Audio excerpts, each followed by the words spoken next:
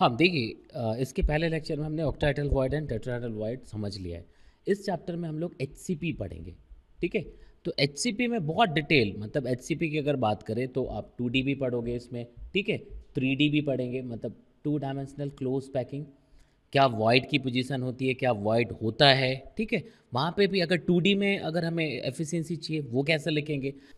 तो सबसे पहले हम लोग हेक्सागोनल क्लोज पैकिंग को 2D में देखते हैं, ठीक है? तो इस तरह का डायग्राम दिखेगा। तो बहुत सिंपल है इसको समझना कि सपोज एक लेयर द पार्टिकल्स जो भी रखते हैं हम लोग, ठीक है? The particles in every next row are placed in the depression between the particles of the first row. जैसे फर्स्ट रो ये हमने रखा हुआ है, ठीक है? अगर हम लोग इस फर्स्ट रो की बात करें तो जो नेक्स्ट रो सजाना, देखना अभी हम लोग 2D की बात कर रहे हैं, फिर यहाँ से 3D में जाएंगे, ठीक है? तो फर्स्ट रो, तो जो next row, this one is first रो।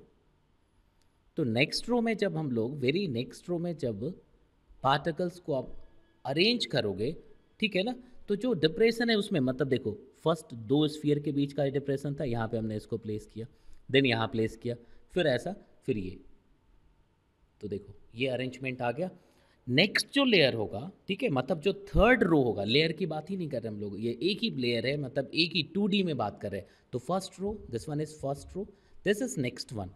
जो थर्ड रो आएगा वो बिल्कुल फर्स्ट को रिपीट कर रहा होगा, ठीक है ना? जो थर्ड रो लिखेंगे हम ऐसा कह सकते, the particles in the third row will be vertically aligned with those in the first row.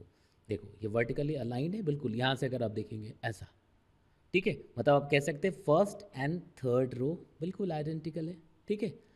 तो similarly second and fourth row बिल्कुल आइडेंटिकल हो जाएगा। तो इस तरह का अगर अरेंजमेंट हम लोग 2D में करते हैं, it is known as two dimensional packing. कौन सा? HCP, ठीक है? अब आप यहाँ पे देख सकते हो ये HCP आ गया, लिख सकते हैं ना? यहाँ से देखिए ये HCP, hexagonal close packing in 2 dimension, ठीक है? अब 2 डायमेंशन में क्या क्या पूछा जा सकता है क्वेश्चन, वो हम लोग देख लेते हैं, ठीक है? बहुत सिंपल सिंपल कुछ पॉइंट्स आ सकते हैं, लेकिन हमें पता होना चाहिए तो हम लोग वहाँ से ढंग से रिप्लाई कर पाएंगे, ठीक है? अब हम लोग इन 4 क्वेश्चंस को देखते हैं, ठीक है? यहाँ से अंडरस्टैंडिंग डेवलप हो जाएगी। तो सबसे पहला क्या है? Each sphere is surrounded by dot dot spheres. तो किसी भी स्फीयर की बात करें, अब यहाँ पे ले लो, अगर इस स्फीयर की बात करते हो तो 1 2 3 4 5 6, दे आर 6 स्फीयर्स, ठीक है? तो ये बहुत सिंपल क्वेश्चन हो गया। अगर यहाँ पे आंसर लिखना चाहें तो हम लोग क्या लिख देंगे? 6 लिख सकते। तो अगर हेक्सागोनल क्लोज पैकिंग 2 डायमेंशन में है तो किसी भी स्फीयर की बात करेंगे वो 6 डिफरेंट स्फीयर्स के साथ सराउंडेड होगा, लिख सकते।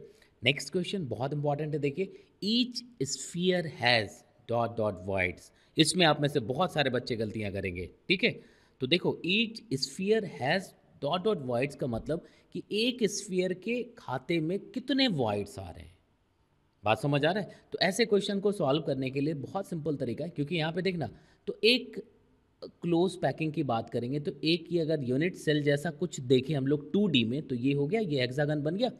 तो अगर एक हेक्सागन में देखें तो कितने स्फीयर्स हैं, इफेक्टिव नंबर ऑफ स्फीयर्स कितने हो गए, तो ये समझना बहुत ज़रूरी है। ये देखिएगा कि अगर मैं यहाँ से देखो एक और सेल तैयार करूँ ऐसा, तो एक ऐसा बन जाएगा, देखिएगा ऐसा लिख सकते। एक और मैं तैयार करता तो ये ऐसा होता, फिर ये इस तरह पे स्फीयर्स होते और ऐसा बन जाता।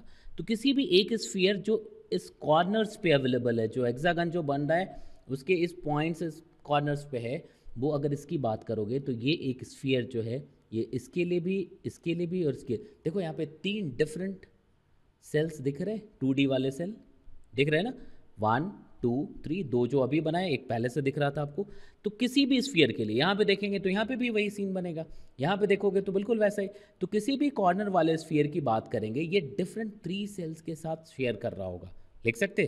तो अगर मैं इस टाइप की बात करूँ, यहाँ पे जो स्फीयर है तो ये वाला स्फीयर कितना है आपके पास? 6 है, ठीक है? 6 है, क्यों? 1 2 3 4 5 एंड 6, बट एक की इफेक्टिव वैल्यू कितनी है? 1/2। क्यों लिख दिया, समझ आ रहा है? कर सकते हैं ना, सॉरी, एक की इफेक्टिव वैल्यू जो वहाँ यहाँ पे कितना है? 1/3, अभी मैंने बताया, क्योंकि एक स्फीयर 3 डिफरेंट सेल के साथ शेयर कर रहा था। जैसे इस स्फीयर की बात की तो सेल 1 2 एंड 3 लिख सकते, प्लस एक ये भी तो है, लिख सकते ना। तो एक ये है तो अकेला कंप्लीटली इस सेल के लिए एक दूसरे के साथ शेयर नहीं कर रहा, तो इसको सीधे सीधे मैं 1 लिख दूंगा, और इसकी इफेक्टिव वैल्यू कितनी है 1, तो फाइनली कितना आ जाएगा 3 आ गया। लिख सकते। तो अगर एक सेल की बात करें 2D में हेक्सागोनल जो सेल बन रहा है, ठीक है, उसमें इफेक्टिव नंबर ऑफ स्फीयर्स कितने आ गए 3। It is the number of spheres जो इफेक्टिवली इसके लिए, टोटल नंबर ऑफ स्फीयर वैसे 7 है जो एसोसिएटेड है कहीं ना कहीं से, ठीक है, इफेक्टिव वैल्यू 3 आ गया। अब हम लोग बात करते हैं कि भाई कितने वाइड्स हैं। तो अगर एक सेल की बात करोगे दे आर 6 वाइड्स, 1 2 3 4 5 एंड 6, तो देर आर 6 वाइड्स, ठीक है, 6 वाइड्स 3 स्फीयर। तो पर स्फीयर कितने वाइड आए, तो आप क्या लिखोगे 6/2, सॉरी 6/3, तो कितना आ जाएगा 2 वाइड्स। तो हम लोग क्या लिख सकते हैं, ईच स्फीयर हैज़ 2 वाइड्स, ठीक है। ये थोड़ा सा ट्रिकी था, आप में से बहुत सारे लोग अब इसको नहीं कर पाए होंगे, ठीक है, तो यहाँ से आप समझने की कोशिश करेंगे, समझ आ जाएगा, बहुत ईजी है यार, इसमें कर सकते हैं हम लोग, मतलब हम लोग एग्जैक्ट पोजीशन तक पहुँच जाएंगे। थर्ड 3D में देख करके कि भाई कैसा अरेंजमेंट है, उसके लिए एफिशिएंसी निकालेंगे, ऑक्टाहेड्रल वॉइड टेट्राहेड्रल वॉइड उनकी पोजीशन देख लेंगे, एग्जैक्ट पोजीशन क्या होनी है, ठीक है, यहाँ तक समझ आ गया। अब नेक्स्ट बहुत ईजी है, each void is surrounded by, किसी भी एक वॉइड की बात करें तो कितने से 1 2 3, तो बाय 3 स्फीयर्स लिख सकते हैं, ठीक है ना। Each sphere is surrounded by, each sphere is surrounded by how much wides, तो 1 2 3 4 5 6 लिख सकते। यहाँ तक समझ आ रहा है। तो ये किस तरह से सॉल्व हुआ, यहाँ तक समझ आ गया, बन जाएगा ना। अगर अब यहाँ से एफिशिएंसी पूछ ली जाए, ठीक है ना, आप देखोगे कि भाई जो स्क्वेयर टाइप का जो क्लोज पैकिंग हो रहा था उसके लिए जेई ने एक बार पूछा हुआ है, तो अगर यहाँ पे एफिशिएंसी पूछ ली गई 2D में एफिशिएंसी, तो कैसे निकालेंगे। तो अगर 2 डायमेंशन में एफिशिएंसी लिखनी हो तो आप कैसे लिखोगे, यहाँ तक समझ आ रहा है। तो देखिएगा 2 डायमेंशन में एफिशिएंसी लिखनी है तो हमने सपोज स्फीयर का जो रेडियस है उसको r एज्यूम कर लिया, ठीक है, suppose the radius of the sphere is r, ठीक है। तो अब देखना ये हेक्सागन जो बन रहा है इसकी लेंथ कितनी हो जाएगी, साइड लेंथ, अगर आप यहाँ से देखें तो जो हेक्सागन तैयार हो गया हमारा ऐसा, ठीक है, ये 2r हो जाएगा, ये भी 2r 2r 2r, regular hexagon बन रहा है, मतलब यहाँ से ये ऐसा बनेगा, लिख सकते ना, ठीक है। अब ये साइड है, अब यहाँ पे साइड का एरिया लिखना है आपको, ये टोटल एरिया निकालना है, निकाल सकते हैं क्या, एक ट्रायंगल का एरिया निकालना आप कर सकते हैं ना। देखना एक ट्रायंगल, आप ये आपको मैं ये काम देता हूँ, आप करिएगा, इक्विलेटरल ट्रायंगल 2r, ये भी 2r, ये भी क्या होगा 2r, लिख सकते। तो यहाँ से आप हाइट निकाल लेना, हाइट कैसे निकालोगे, मैं हिंट कर दे रहा हूँ, आप करिएगा, ये h लिख दिया हमने, ठीक है। तो अगर यहाँ से देखेंगे तो कैसे भी आप या तो पैथागोरस यूज़ कर लो या ट्रिगो यूज़ कर लेना, ठीक है। तो अगर h जो लिखेंगे ये कितना आ जाएगा रूट, अगर ये 2r है तो ये r होना चाहिए, तो this square minus this square, तो 4r square minus r square लिख सकते, मतलब √3r, ठीक है। तो एक ट्रायंगल की जो के लिए जो एरिया लिखोगे that would be half into base, base कितना है 2r इंटू हाइट, हाइट कितनी है √3r, लिख सकते। तो जो टोटल एरिया एक सेल का बन जाएगा वो कितना लिखेंगे आप, जो टोटल एरिया लिखोगे वो कितना हो जाएगा, आप देख लीजिए, एक ट्रायंगल का एरिया मल्टीप्लाइड बाय कितने हैं 1 2 3 4 5 6, तो मल्टीप्लाइड बाय 6 कर देंगे तो कितना आएगा, देख लीजिए यहाँ से √3 r स्क्वायर, यहाँ से देखोगे ना half into base into height किया, 2 2 कैंसिल हो गया, r स्क्वायर √3 लिख सकते, यहाँ तक समझ आ रहा है, इंटू 6। तो ये अवेलेबल एरिया है, जितनी एरिया अवेलेबल है वो यहाँ पे शो कर रहा है ये चीज़, ठीक है ना। नेक्स्ट, अब इफेक्टिव कितना था, जो स्फीयर्स बन रहे थे वो कितना था, यहाँ तक समझ आ रहा। देखना ये जो है ये सर्कुलर शेप के लिए 2D में अगर एफिशिएंसी पूछेगा तो हम लोग ऐसा कर रहे हैं, ठीक है ना, 2 डायमेंशन में इस तरह से सर्कल दिखा रहे हैं हम लोग इसको, ठीक है। तो देखो इफेक्टिव वैल्यू कितना है, नंबर ऑफ स्फीयर्स हमने लिखा हुआ है, बट 2D में जाएंगे तो ये कैसा बिहेव करेगा, सर्कल जैसा, लिख सकते हैं ना। स्फीयर स्फीयर में बार बार इसलिए कह रहा हूँ कि नेक्स्ट लेयर जब रखना है, जब 3D अरेंजमेंट पे जाएंगे तो कोई कन्फ्यूज़न ना रहे। यहाँ तक समझ आ रहा है? और एक क्वेश्चन जेई नहीं पूछा हुआ आपको, अगर याद होगा तो ऐसा स्क्वेयर वाला जो होता है अरेंजमेंट 2D में एफिशिएंसी पूछी गई है। ठीक है, तो यहाँ तक तो समझ आ गया।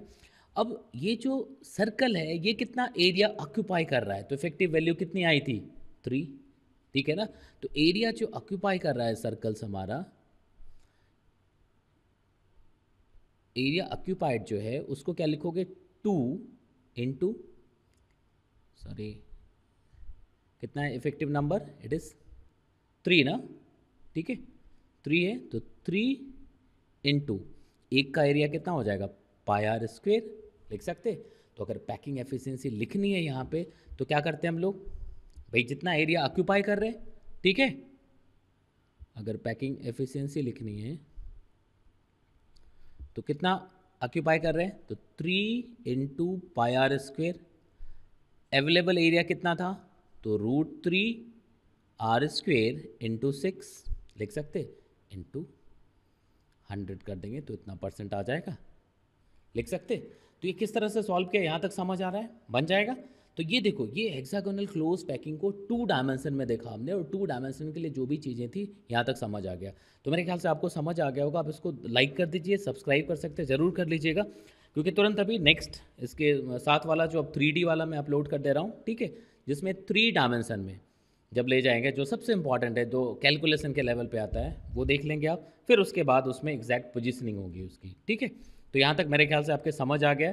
तो आप देख लीजिए, अगर यूट्यूब पे सॉरी फेसबुक पे देख रहे हैं तो आप ज़रूर अपने ईजी लेक्चर पे आ जाइएगा, www.youtube.com ईजी लेक्चर। ठीक है, इस पे ज़रूर आ जाइए, यहाँ पे सब्सक्राइब कर लीजिएगा। फिजिक्स के बहुत सारे क्वेश्चन हैं उसमें, और बड़े मज़े की बात बता रहा हूँ कि इस बार हमने एडवांस के लिए 5 क्वेश्चन अपलोड किए थे। एडवांस के पहले एडवांस इलिस्ट्रेशन के नाम पे उससे एग्जैक्टली एक बिल्कुल वैसा ही क्वेश्चन आ गया है। ठीक है, तो कई बच्चों ने उसमें कमेंट भी किए हुए, तो आप एक बार देखिएगा। मतलब कुल मिलाकर के जेई के लिए बहुत बेनिफिशियल है, आप इसको देखिए, समझिए। ठीक है।